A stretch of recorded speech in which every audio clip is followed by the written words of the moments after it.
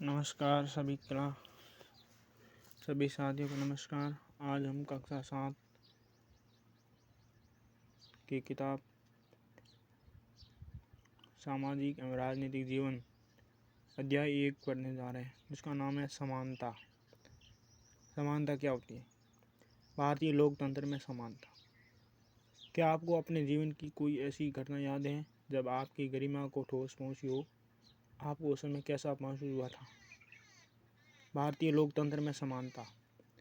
भारतीय संविधान सब व्यक्तियों को समान मानता है। इसका अर्थ है कि देश के व्यक्ति, चाहे वे पुरुष हो या स्त्री, किसी भी जाति, धर्म, शैक्षिक और आर्थिक पृष्ठभूमि से संबंध रखते हो, वे सब समान माने जाएंगे। लेकिन इसके बाद भी हम ये नहीं कह सकते कि असमानता खत्म हो गई है। ये खत्म नहीं हुई है, लेकिन फिर भी कम से कम भारतीय संविधान में सब व्यक्तियों की समानता के सिद्धांत को मान्य किया गया है। जहाँ पहले भेदभाव और दुर्व्यवहार से लोगों की रक्षा करने के लिए कोई कानून नहीं था, अब अनेक कानून लोगों के समान तथा उनके साथ समानता के व्यवहार को सुनिश्चित करने के लिए मौजूद हैं। समानता को स्थापित करने के लिए संविधान में जो प्रावधान हैं, उनमें से कुछ निम्नलिखित हैं।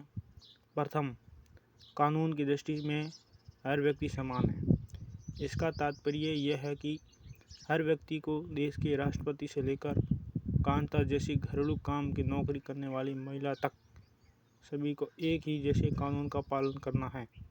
दूसरा, किसी भी व्यक्ति के साथ उसके धर्म, जाति, वंश, जन्म स्थान और उसके स्त्री या पुरुष होने के आधार पर भेदभाव नहीं किया जा सकता। तीसरा, हर व्यक्ति सार्वजनिक स्थानों पर जा सकता है, जिनमें खेल के मैदान, होटल, दुकानें और बाजार आदि सम्मिलित हैं। सब लोग सार्वजनिक कुओं, सड़कों और नहाने के घाटों का उपयोग कर सकते हैं। चौथा, अस्पृश्यता का उन्मूलन कर दिया गया है। शासन ने संविधान द्वारा मान्य किए गए समान के अधिकार को दो तरह से लागू किया है। पहला, कानून के द्वारा, और दूसरा, सरकार की योजनाओं व कार्यक्रमों द्वारा सुविधाहीन समाजों की मदद करके। भारत में ऐसे अनेक कानून हैं जो व्यक्ति के समान व्यवहार प्राप्त करने के अधिकार की रक्षा करते हैं।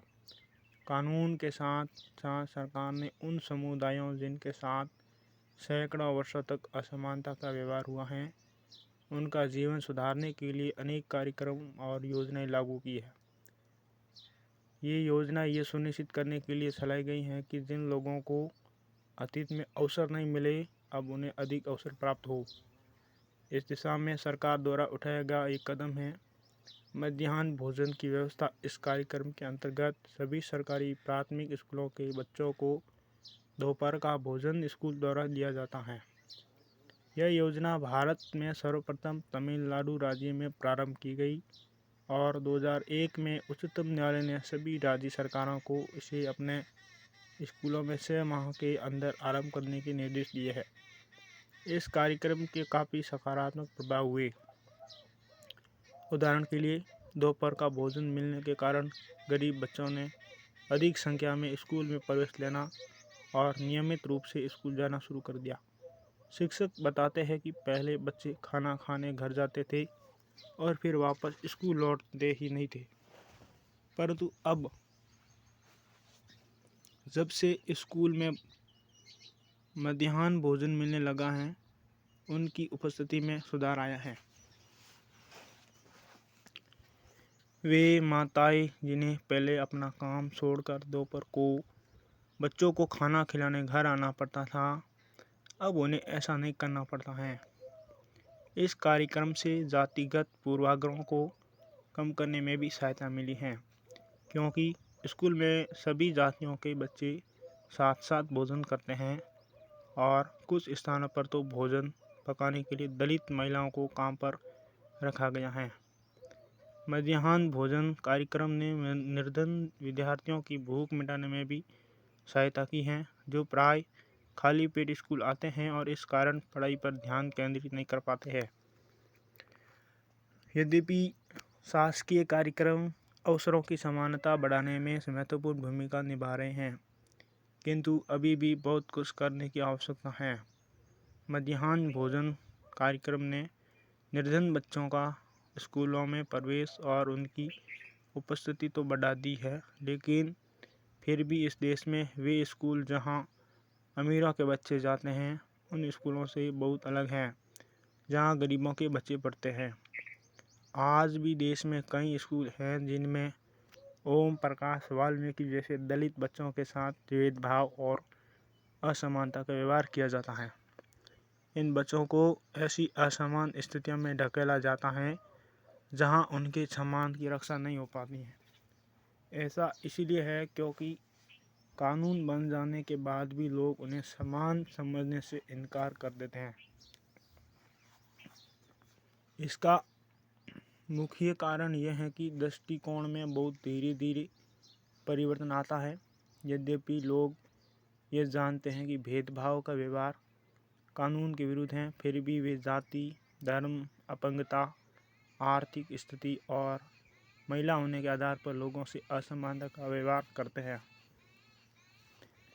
वर्तमान दृष्टिकोण को बदलना तभी संभव है जब लोग ये विश्वास करने लगे कि कोई भी कमतर नहीं है और हर व्यक्ति सम्मानजनक व्यवहार का अधिकारी है। प्रजातंत्री समाज में समानता स्थापित करना एक सतत संघर्ष है जिसमें व्यक्तियों और विभिन्न समाजों को सहयोग देना है।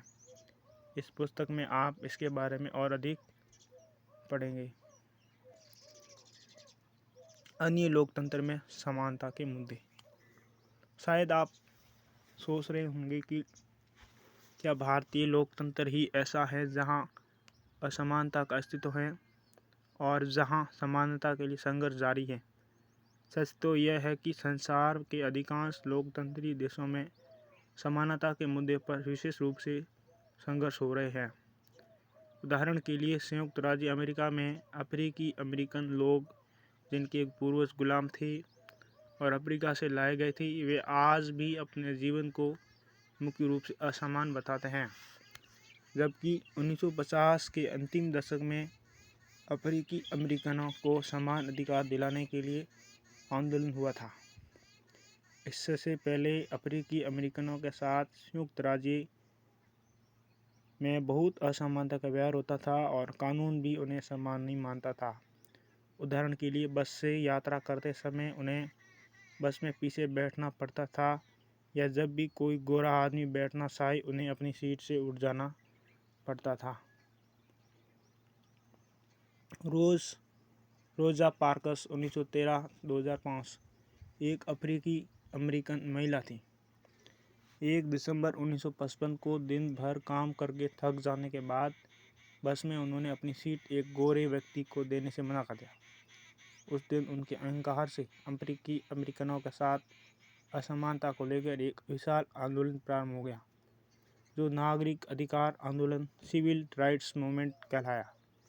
1966 के नागरिक अधिकार अधिनियम ने नस्ल, धर्म और राष्ट्रीय मूल के आधार पर भेदभाव का निषेध कर दिया। इसने यह भी कहा कि अफ्रीकी अमेरिकन बच्चों के लिए सब स्कूलों के दरवाजे खोले जाएंगे और उन्हें उन अलग स्कूलों में नहीं जाना पड़ेगा जो विशेष रूप से केवल उन्हीं के लिए खोले गए थे। इतना होने के बावजूद भी अधिकांश अफ्रीकी अमेरिकन गरीब है। अधिकतर अफ्रीकी अमेरिकन बच्चे केवल ऐसे सरकारी स्कूलों में प्रवेश लेने के ही सामर्थ्य रखते हैं जहां कम सुविधाएं हैं और कम योग्यता वाले शिक्षक हैं, जबकि गोरे विद्यार्थी निजी स्कूलों में जाते हैं या उन क्षेत्रों में रहते हैं जहां के सरकारी स्कूलों का स्तर निजी स्कूलों जैसा ही ऊंचा है।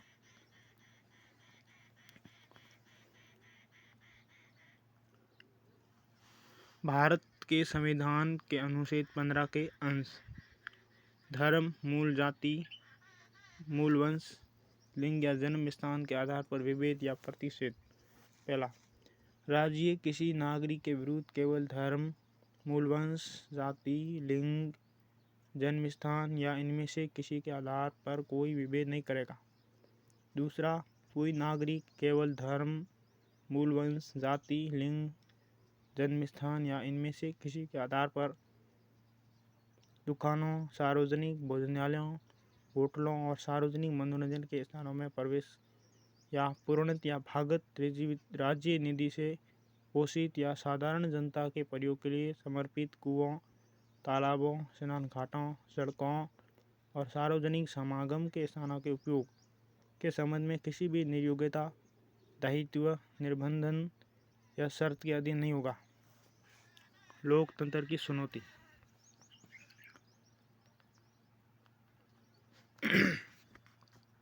किसी भी देश को पूरी तरह से लोकतंत्रीय नहीं कहा जा सकता। हमेशा से ही ऐसे समुदाय और व्यक्ति होते हैं जो लोकतंत्र को नए अर्थ देते हैं और अधिक से अधिक समानता लाने के लिए नए नए सवाल उठाते हैं। इसके केंद्र में वह संघर्ष है जो सब व्यक्तियों को समानता और सम्मान दिलाने का पक्षधर है।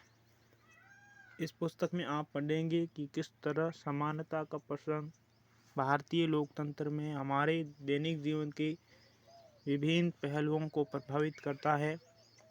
इन पाठों को पढ़ते हुए विचार कीजिए कि क्या सब व्यक्तियों की समानता और उनके आत्मसम्मान को ऊंचे रखने की भावना को लोग स्वीकार कर रहे हैं या नहीं।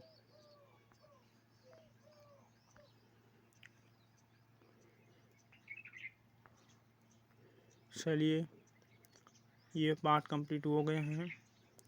फिर हम मिलेंगे नेक्स्ट लेसन में। तब तक के लिए धन्यवाद।